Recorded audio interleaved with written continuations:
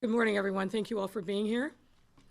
I want to extend my thanks to Superintendent David Brown and his leadership team who are joining us this morning, as well as Police Board President Guion Foreman and Chairman of the City Council Public Safety Committee, Alderman Chris Taliaferro. As many of you know, 2 months ago, our city bore witness to a video that left us all shaken and enraged. We all now know and saw a police raid at the home of Miss Anjanette Young, whose personal dignity was abused and violated when a search warrant was executed at her home, which happened to be the exact wrong address. What Miss Young experienced continues to be traumatic and disturbing for all Chicagoans of goodwill, but especially for Black folks and people of color here in Chicago and really across the country. That video resonated wide and far.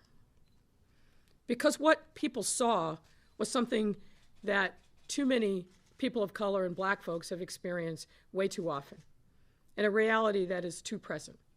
An overall lack of regard and respect. That moment served as an abrupt but appropriate wake-up call to our entire city.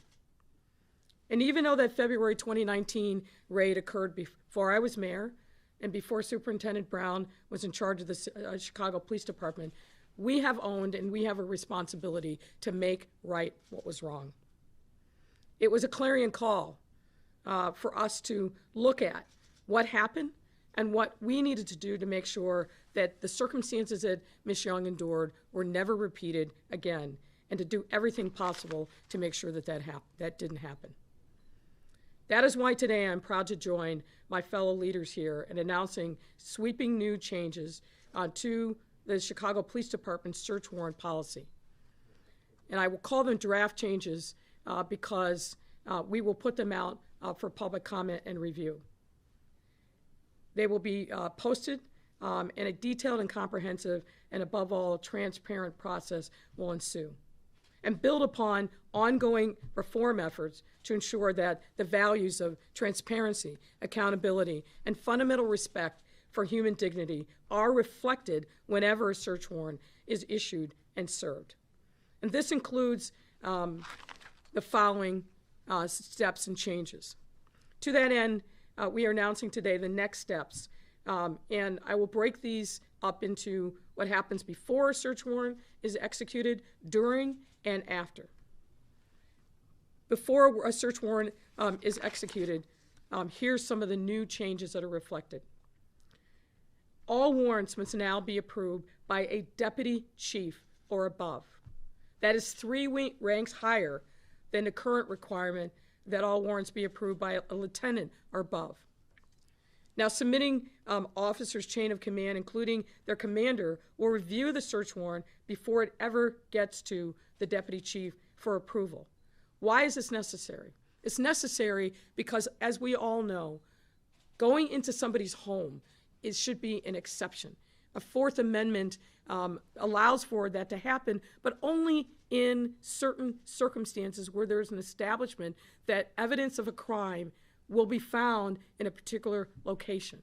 No matter how you slice it, it is an intrusion. And so making sure that we get the facts and the details right, and that there is ownership at the highest levels of CPD is critically important. This new policy also addresses no-knock warrants. Now, to be clear, in CPD, no-knock warrants are extraordinarily rare. But what this new policy does is formalizes the exacting standards under which no-knock warrants will be permitted, and making sure, in fact, that they are very rare circumstances and only used when there is clear evidence of danger to someone's life or safety. That is the appropriate high standard that must be met. And furthermore, all no-knock search warrants must be personally reviewed by a bureau chief, not a designee. And to make this point very clear, there are only a small handful of chiefs within CPD. So we are elevating this circumstance of a potential no-knock warrant even higher within CPD, and making sure that the chief and no designee, just the chief, owns responsibility for any no-knock warrant that is signed off on. There's also new provisions to protect vulnerable persons, including children. We are now requiring a planning session before the warrants are served to identify any potential vulnerable people present at the location.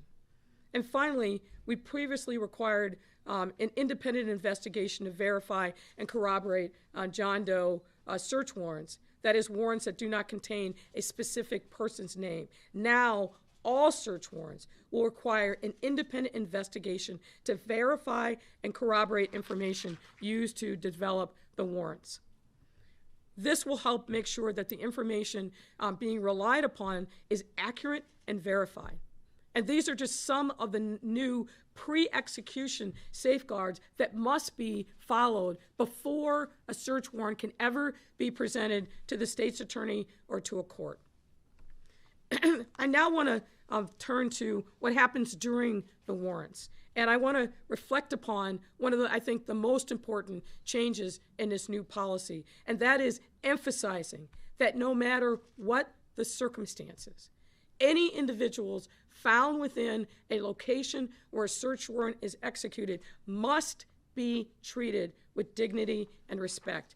And let me read the actual language that is now the first policy prescription in the new draft search warrant policy.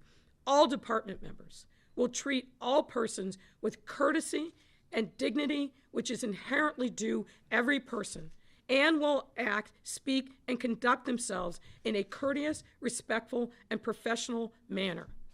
And then it goes on from there. This is common sense, but this is now enshrined in the actual policy itself, and I think that that is an important development. So all officers are clear, no matter what the circumstances are, no matter who the target of the investigation is, that person and anyone found within the location must be treated with dignity and respect, period. In addition, when it comes to other reforms during the search warrant itself, the new policy requires a lieutenant be on the scene and have overall command of the search warrant. We will also be requiring a female officer to be present and available for any search team assignment. And only members of CPD SWAT will be able to serve no-knock warrants, which again will only be allowed when there is clear evidence that a life or safety is at risk. Furthermore, each officer participating in serving any search warrant must have and activate body-worn cameras. And the Chicago Police Department will be adding specific rules related to pointing of weapons at people while serving a search warrant. Let's now turn to what this new warrant policy affects in the after the warrant is executed. CPD took a hard look at its policies and procedures after the warrant was served. And notably, CPD is establishing the specific status of a wrong raid.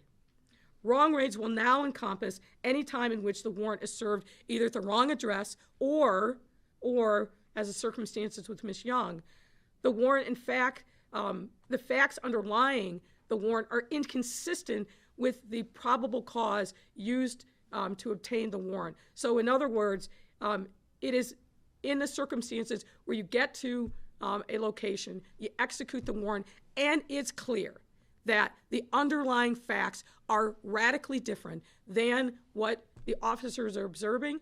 That's a wrong raid, and here's what happens in that circumstance. It is mandatory that that be reported to the supervisor, and the supervisor now must open up an investigation for CPD to evaluate what happened in the wrong raid. That is crystal clear in the new policy.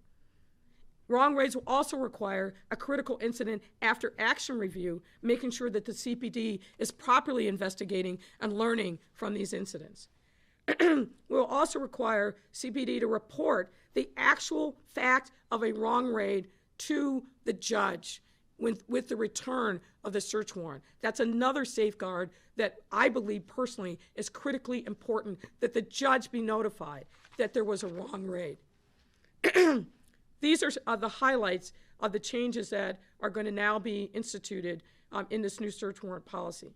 Each of these reforms was crafted for the sole purpose of ensuring that the rights and the basic human dignity of all Chicagoans, no matter what the circumstances, are respected and protected, and that the wrongs of the past are made right. This moment, however, is not the end, it's the beginning.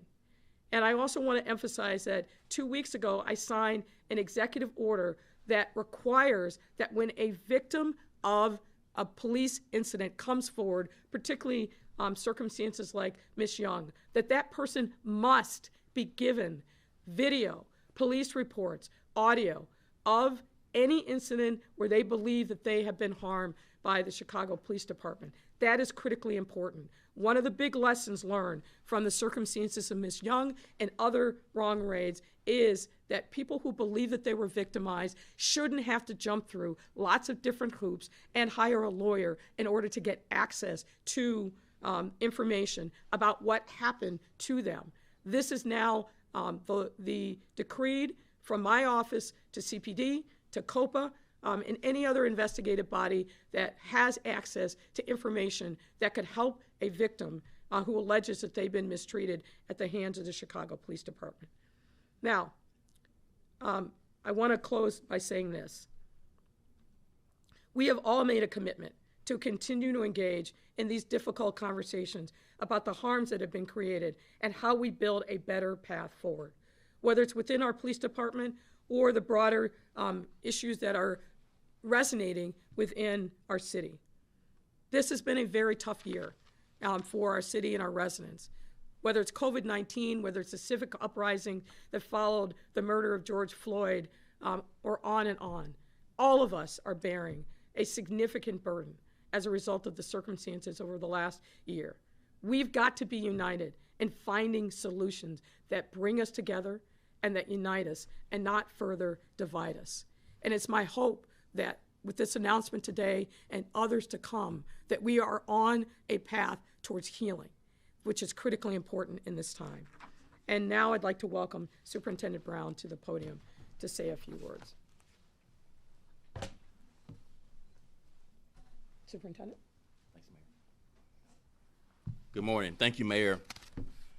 Let me start by just reemphasizing some of the things the Mayor just expressed.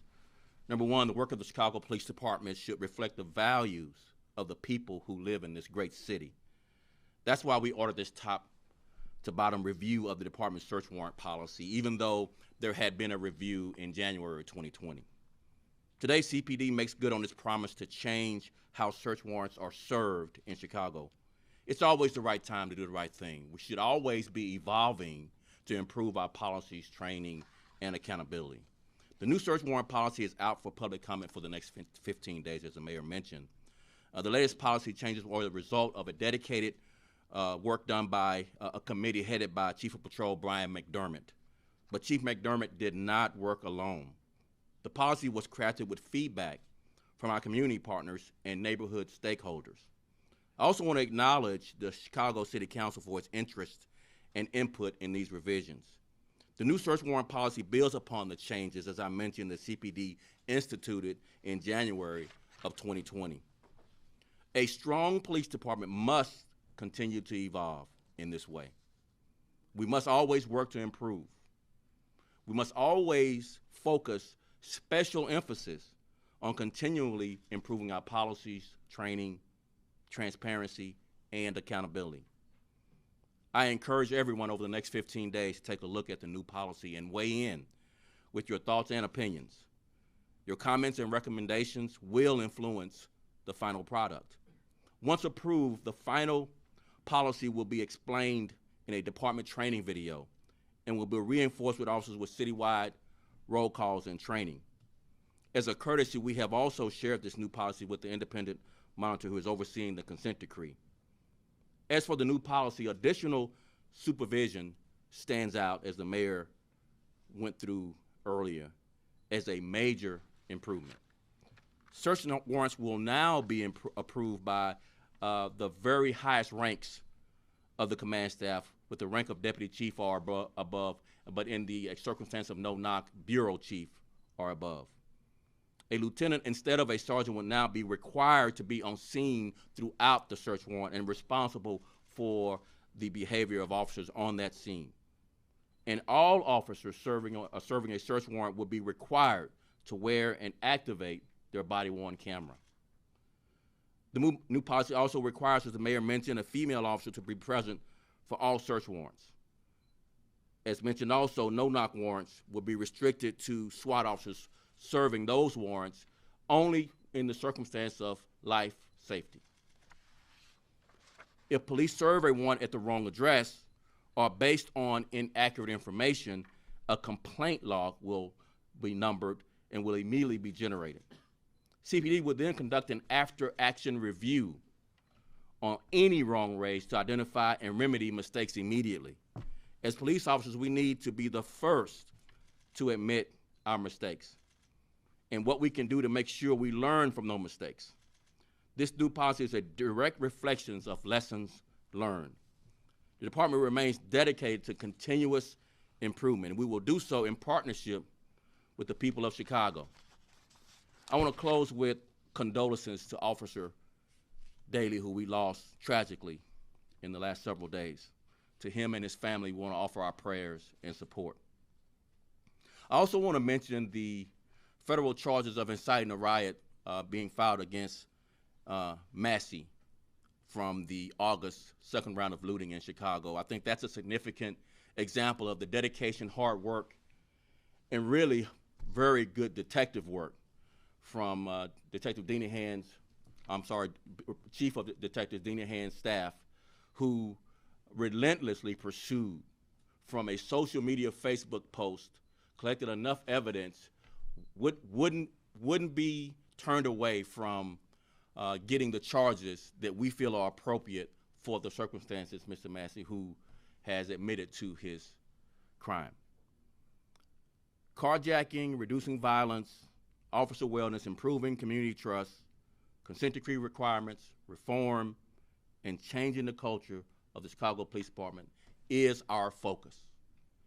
And the search warrant policy is just one example of continually improving, looking at our policies, being honest and transparent when we make mistakes, and taking the hard steps to be honest with ourselves, to improve and to continually improve.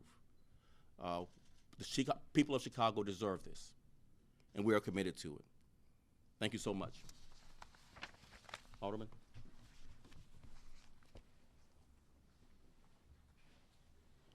Thank you, Mayor Lightfoot, Superintendent David Brown. Good morning. Let me thank you, Superintendent, Mayor, for your continued leadership, especially in your commitment to reshaping the future of the Chicago Police Department. That includes a future, in my perspective, that does not necessarily rely on public polls to determine whether residents of this city feel safe, or to determine whether there's trust between our community and our police.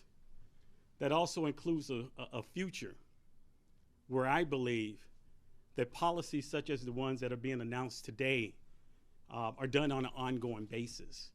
You know, there's a saying that I learned when I was a kid, if it ain't broke, don't fix it. And I think you could also say, if something is broken, you must fix it.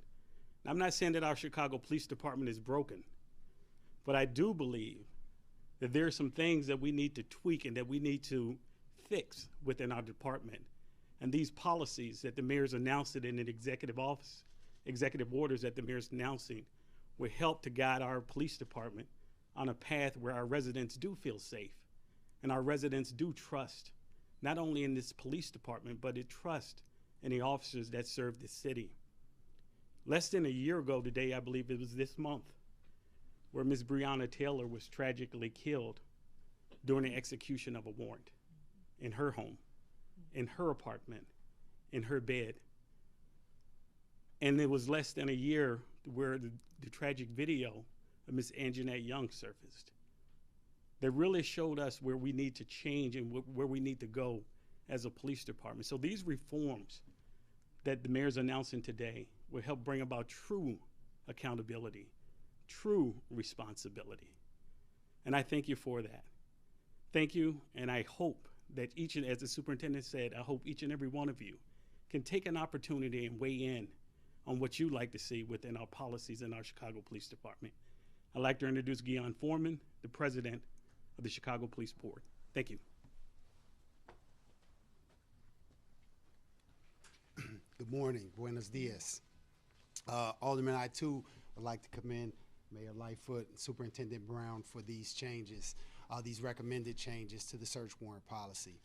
I do believe that this is a great step in the transparency policies that CPD is going about installing. But the changes don't stop with CPD making a recommendation. It really is incumbent upon all members of the public to weigh in. This is how we do, Superintendent, achieve that continuous improvement that we're all seeking when we're talking about making the city better for all. It's very important. These comments are not taken lightly when these comments are put out. And so the same way that we receive comments at the police board, we feel it's very important that we get comments on these kinds of policies and that it doesn't stop. It doesn't stop with a policy change. We would like to ensure that we continuously get feedback from the public, but it starts with this first comment period. It's a short period of time, 15 days, and so encourage your friends. Let's use social media not just for passing around jokes and having a good time. Let's use this to improve our city. So thank you very much. I'm not sure, this is like old times. I'm not sure who's starting, but I'm happy to take your question. Greg, okay. Okay, Well, good morning, Mayor. good morning. This is from France. Actually, quick brass tacks question. When would they go into effect? So it's these. Yeah, we'll have the comment period, and then based upon the comments, if there are more changes that need to be made, but obviously there's a sense of urgency around making sure that they go into effect as quickly as possible. What's the timetable? End of March, April? Well, like I said, there's going to be a 15-day comment period, and then depending upon the feedback that's given, that feedback will obviously be looked at and taken into consideration real time, but we want to make sure, I would hope that we go into effect certainly by the end of the month. From Fran Spielman at the Sun-Times, you have acknowledged that public trust in you has been lost by your changing story about what you knew when, and when you knew it about the botched raid on Anjanette Young's home. What will it take for you to regain that trust? Will these changes do it, or do you have more work to do? Well, I don't really think that's actually what I said. But obviously, the fact of the matter is that trust was no question shaken.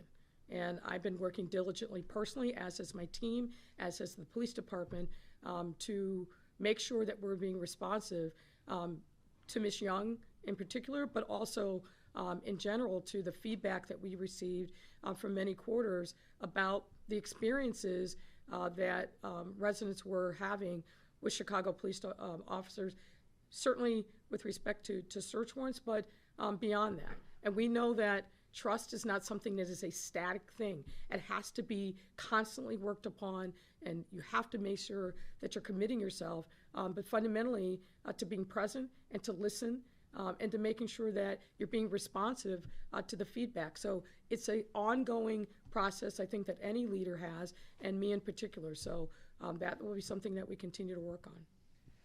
From Heather Sharon at WTTW, she wants to know what's the status of the Jones Day investigation, which is the investigation you asked for, and I would add what's going on with COPA's investigation as well as the IG's investigation. Do you know when they're going to be done? So let me take those one at a time. The Jones Day investigation is ongoing. You ask about the IG's investigation. I don't have any insights into that, so you have to refer those questions to the IG. Obviously, the IG started an investigation in July of 2019.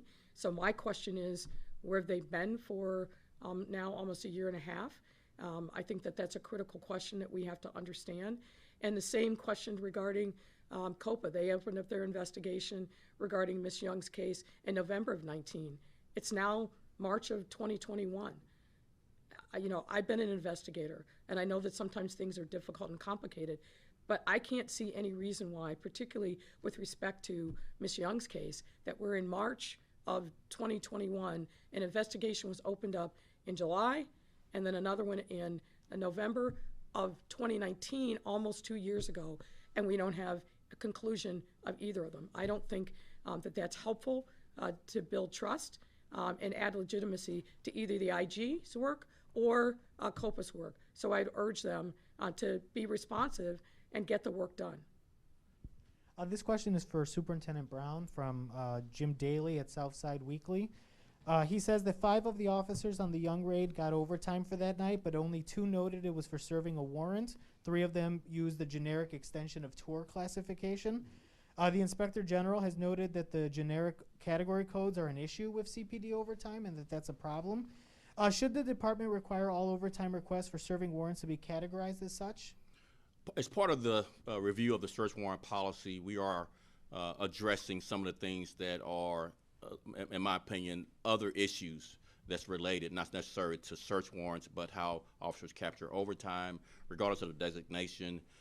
When I started 10 months ago, that's one of the first things that were prominent to me is how do we get control of and be good stewards of the taxpayers' dollars in overtime. So we'll be addressing that with basically looking at the approval levels for overtime. I think to raise the level of approval for any and all of our issues that we might have, whether they're mistakes or just improvements we want to make, really moves the needle much more than keeping these decisions of approval at the lower levels. And so that's one of the things that we implemented last year. We'll build on that this year. I have a couple off topics, but let's keep it up to the rest in the room before we move to off topics. For the superintendent or the mayor, can you discuss who under the current search policy? Yeah, can you discuss who under the old, which I guess is the current search policy within CPD would have reviewed an application for a search warrant? And also, can you take us through the steps of the Anjanette Young matter and how these changes would have prevented that from happening? Let me make sure that I understand your question. Under the current policy that was updated in January 2020, a lieutenant is responsible for approving a search warrant. With the changes today, that moves up 3 ranks to a deputy chief. So that's a significant change. Regarding the circumstances of February of 2019, a sergeant could have approved the search warrant. There was no definition of wrong raid at that time. There was no mandatory requirement that when there was a wrong raid, an investigation had to be opened. So where the department was in February of 2019 at the time of the incident at Ms. Young's house is a world away from where we are now. But again, as the superintendent has said, we're certainly not resting on our laurels. We're going to look at the feedback that we get from members of the public and take that into account. The policy changes that are announced today, as the superintendent said, were as a result of engaging with members of the public and focus groups. But obviously, every time we open up something for questions and comments, there's a learning that happens, and we look forward to hearing from members of the public about this new policy. I think that's answered your question. Yeah, that's okay. Go Mayor, ahead, Craig. a lot of times police are going in to get bad people on search warrants, and wrong raids, of course, do happen. Do you have any concerns that this could make officers hesitant when they're going in and in any way endanger the officers? So the real question you're asking is if treating someone with respect gets in the way of doing our job. And the answer is no. So following these policies and procedures with an emphasis on everyone deserves a measure of respect actually enhances our ability to do our job and creates an environment of trust in the community, which again is a force multiplying our being effective at reducing crime. But is there, I mean, what if they're going in and got guys who have guns? I mean, so if Ms. Young was the biggest drug kingpin, we still should have treated her with dignity and respect. That should be clear to everyone that her dignity and respect had nothing to do with whether or not she was actually the focus of this or this was a mistake and it was the wrong house, she still deserved a measure of respect. And that does not get in the way of us doing our job, without question. A question for the mayor. You know, if I Sure, before go you ahead, ask go your ahead. question, I just want to add to that. Look, you know, when I was a prosecutor, I prosecuted a lot of drug cases. And not surprising, a lot of drug cases involve the execution of search warrants. And to the point that the superintendent made, the changes that are being instituted before, during, and after the execution of a raid are intended to strengthen the integrity of the process, making sure that there is actual diligence being done and that there is a high-ranking supervisor who's accountable to make sure that that diligence is done beforehand, actually strengthens the process and provides legitimacy when search warrants are actually executed. So I don't, there should be no officer who is hesitant that his or her work is being subjected to scrutiny by a supervisor. If that is the case, then it's probably a search warrant that never should be executed in the first instance. Go ahead, Dave. Mayor, Mayor, I can't speak for everybody in the room, but I can tell you from CBS perspective, it took us 2.5 years to get here. I have a lot of questions, so have a little patience, please. There's a lot of things I don't see here, and I have questions about them. One, So let's get to them. there's nothing about, you talk about no knocks.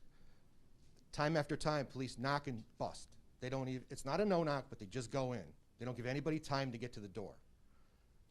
And case after case, it says already in policy that a search warrant has to be turned over promptly. These people didn't get the warrant 2 hours later. Well, an hour later. that shouldn't be happening. And now, because there's a requirement that everything related to a search warrant, a body-worn camera has to be present and activated. When we see that happening, that's going to be a problem, not only for those officers, but we will make sure that that is corrected on a systemic basis. So you're right. Anjanette Young's, the search warrant at her house was in February of 2019, before I was mayor, before the superintendent was even in Chicago. But what I can control is what happens now and going forward. And I have made my commitment to the public, not just today, but previously, that we are going to get this right, and we're going to make sure that people's rights are respected. A Fourth Amendment intrusion into someone's house is an exception under the U.S. Constitution, an exception that we have to take seriously. And that's exactly what we are doing in announcing these policy changes today. And if officers don't get it right, that's going to be visible now for all to see, because it's going to be captured on body cameras, and we're going to take decisive action to make sure that those kind of problems simply do not repeat themselves. Transparency is one of the strongest tools that we have to make sure that officers are conducting these search warrants in a way that is consistent with common sense, the Constitution, Illinois state law, Chicago municipal code, and basic precepts of human dignity and respect. We've already exposed 2 raids that occurred under your watch, February of 2020, after the new policy, the last new policy in January of 2020, where the body cameras were not activated, or the guys wearing them didn't show up until after the raid, based on confidential informants that no one even knew the name of. So when something like that happens, then there's going to be accountability, Dave. That's why we have policies, and we hold people accountable to those policies. Nobody's been disciplined yet for any of these raids. Those, I believe, I don't know the specifics, but if that has been brought to our attention, they're under investigation. Obviously, the investigations need to be done in a timely fashion, and I said at the outset in response to the first question, I don't have any patience for people dragging their feet on investigations that need to get done. The Inspector General went out publicly in your publication and said in July of 19 that he was doing a top-to-bottom evaluation of wrong raids. In July of 19, we haven't heard a peep from the Inspector General on this issue. Where's he been? Same thing regarding COPA. Opened up an investigation in November of 19, and as far as I can tell, did nothing for over a year until the video of Anjanette Young burst into the scene. I'm about holding people accountable, and we've got to do better, and we've got to get this done. Question for We'll give you one more, Superintendent and then Brown. we'll go to the rest of the room. One more for Brown. Superintendent Brown, these are drastic changes. Deputy Superintendent, it's way up there to have him sign off. We know how it was happening before. Since you've been here, since February, since COVID started in March, how many, do you know how many raids you've done? So I didn't start in February, I started in April. Okay, April. So since you've been in since you've been in your position, do you know how many raids have been conducted? We average about 1,500 search warrants a year. Are you still keeping the same average that you had been on pace for in years past? We have. So who's conducting those raids? So again, we had changes in January, and we are implementing these changes with community feedback for additional changes. We start looking at these in December of 2020. We want to move fast with these changes, but we don't want to leave the community behind. So I get your sense of urgency. We have a greater sense of urgency, but it includes working with the community. And so even though that in some perspectives may slow the process of getting changes done, I think it's important to include the community regardless of the time that it takes to get the policies with feedback from the community. So yes, we are on the same pace, or we were on the same pace. Likely what will happen with this higher level of review, that the pace of search warrants will slow, and that we would vet out those search warrants that don't need to be approved. Having it at a level of sergeant to approve across the 22 districts, you likely would have never received standardization or quality in your search warrants. So this is an important step, and I just, again, want to acknowledge the hard work that went into really thinking about how do we make sure we vet through the search warrants that don't need to be served, and make sure that we utilize this enforcement capacity to have the best results, but with the community. You've taken the police officers off the street. One last question, and I'm done. You did like one last questions. Well, I only Are asked you one, Baptist? though, so this is my second one for you. That's You've like taken- preacher's clothes that I'm a Baptist, so go ahead, man. One last one. This is the real last one. I wish I didn't have to be here. So, on a subject like this. There's a joke there somewhere. I know it is, but Yeah. I'm going to let you go. Keep going, man. You've taken the officers off the street in the Anjanette Young case. They've been stripped of their powers. But none of the officers in any other of these wrong raids we've been reporting on, the Mendez raid, Tate family raid, which were clear-cut wrong raids. They've even admitted to it on their own body cameras that they're in the wrong place. None of these officers have been disciplined. None of these officers have been taken off the street. So, Some of them are on your community safety team right now. So right now we're looking at any and all complaints that were presented to us. If some had been presented, I would encourage those that have complaints about search warrants that you've covered to come forward so that we can open up investigations and take the appropriate accountability actions. If you have something, you can do it on their behalf, and we'll look at and reach out to those victims of this and make sure we conduct an investigation. So we're going to move on to somebody else. You got your question asked and answered. Thanks. Superintendent, was wondering. Who's your question to? Who's the question for? You. Okay, thanks. And There's could other. you identify yourself, sir? Sure, I'm Aaron Gettinger with the Hyde Park Herald. There's an ordinance being put out by the members of the Progressive Reform Caucus to ban no-knock warrants in the city of Chicago, period.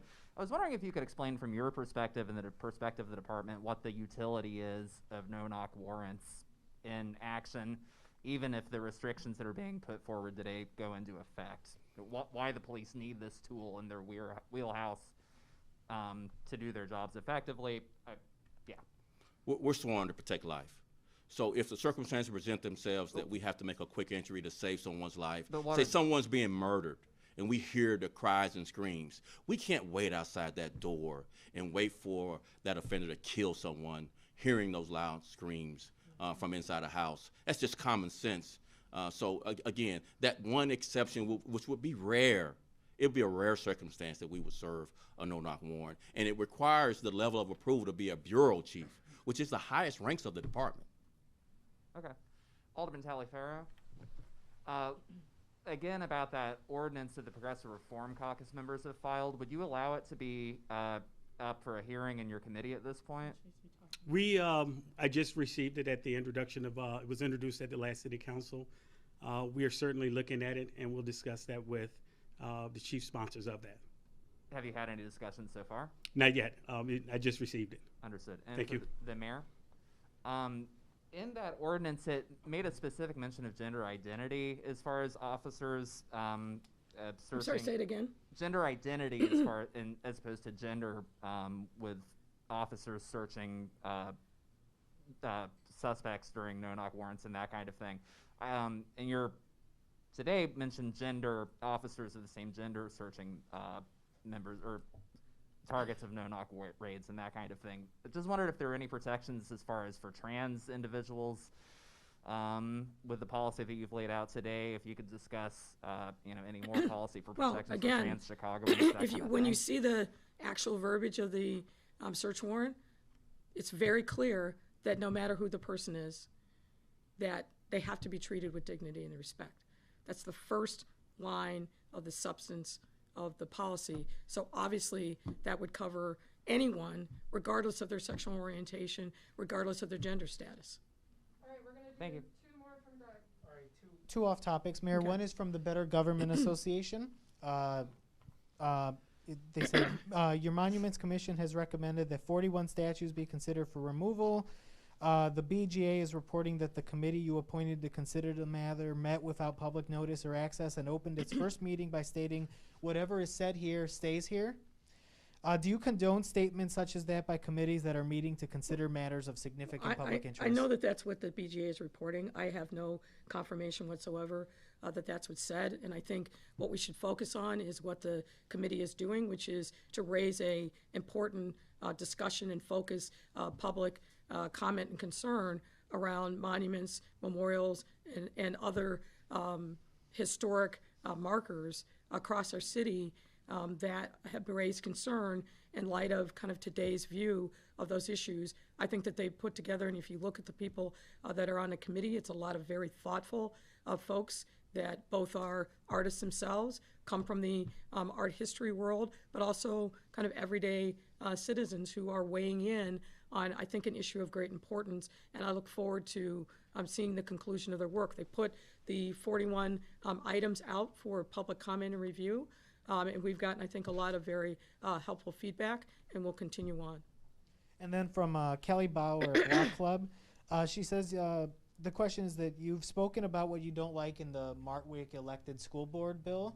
You've talked about wanting parent representation on an elected school board, but you haven't offered your own plan. Do you no longer support an elected school board?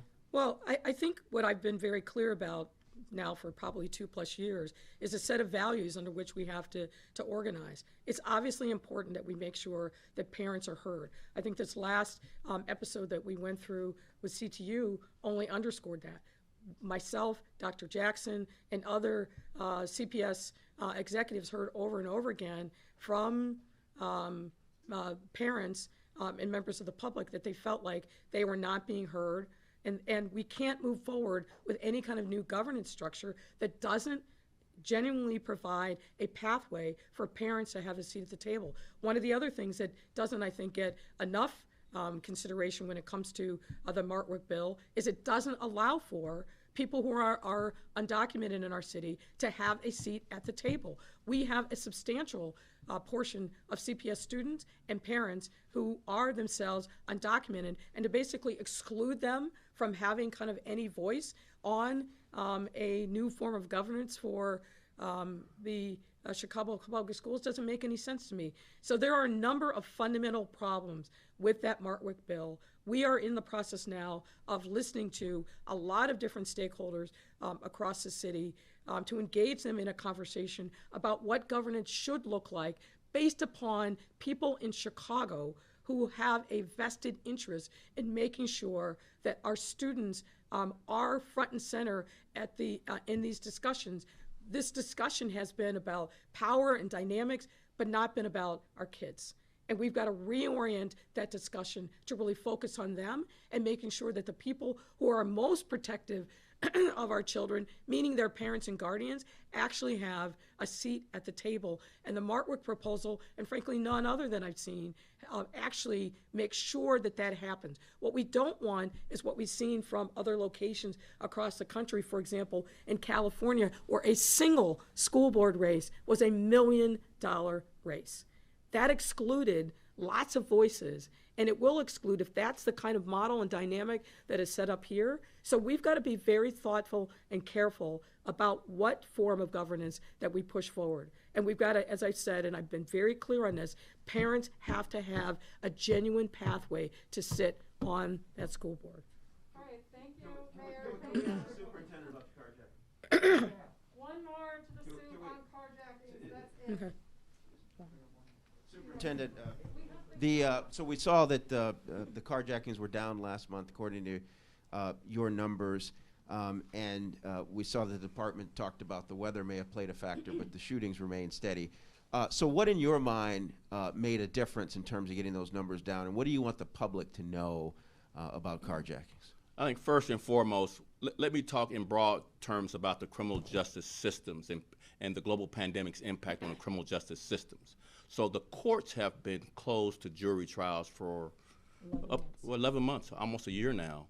So there's been no rendering of justice. And so the levers of justice are effective when officers make an arrest, people are brought to court and have a fair trial, and some are convicted and brought to justice. That sends the message to criminals that this type of behavior won't be tolerated. So to not have that for 11 months, and the cops are not judge, juror, or jailer.